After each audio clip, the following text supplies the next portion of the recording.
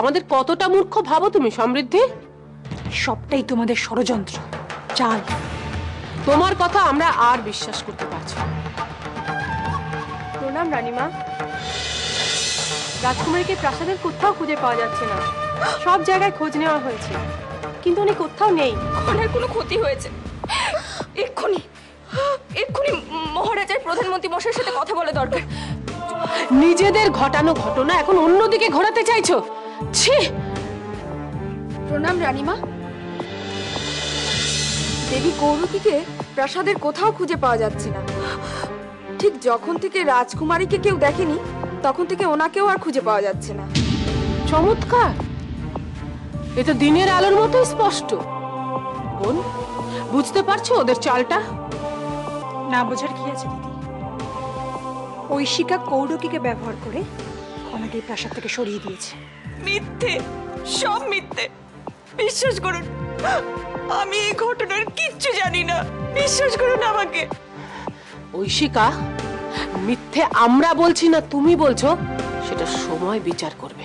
নিজের মেয়ের যে কত বড় ক্ষতি তুমি করলে নিজেও বুঝতে পারছো না। এর মাসুল কিন্তু তোমায় দিতে হবে। চলো বোন। ওনাদের অভ্যর্থনা নিয়ে আর কি কি ভাবলে? দেখো, এতে কিন্তু সিংহলের সম্মান জড়িত।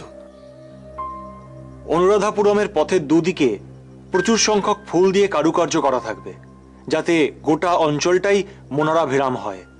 আর প্রাসাদের কক্ষে অর্থাৎ অতিথিশালাও নতুন করে সাজানো হবে। কিন্তু এই সাজানোর কাজটা কে করবেন? মহারাজ, সেক্ষেত্রে আমাদের অনেক শিল্পী আছেন যারা প্রাসাদের সাজসজ্জা করে থাকেন। তাদেরকে উপযুক্ত নির্দেশ দিলে নিশ্চয়ই এই কাজ সুসম্পন্ন হবে।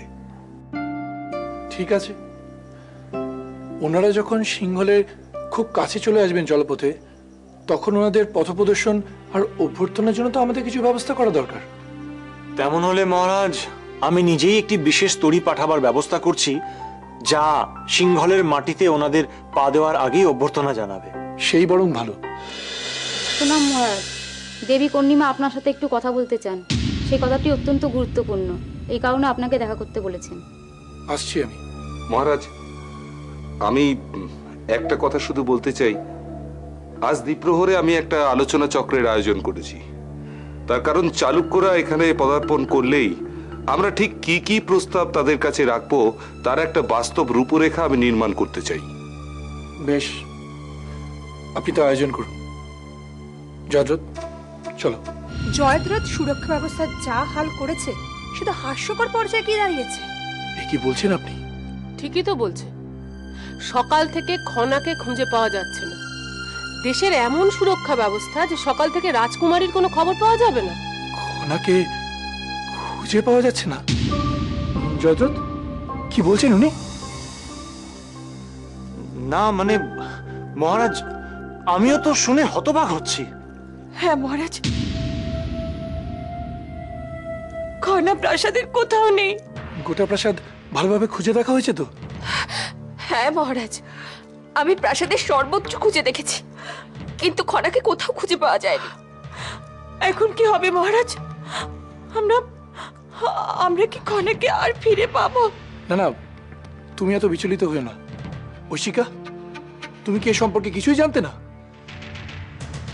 না না, দিদি কি করে জানবে?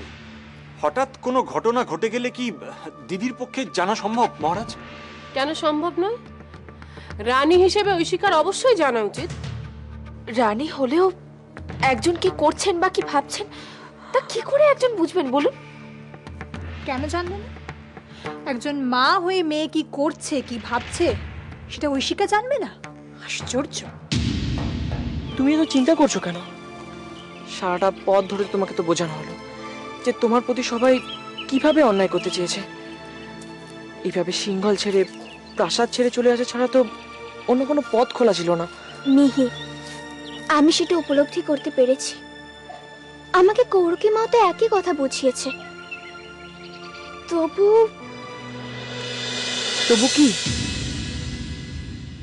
খানা খানা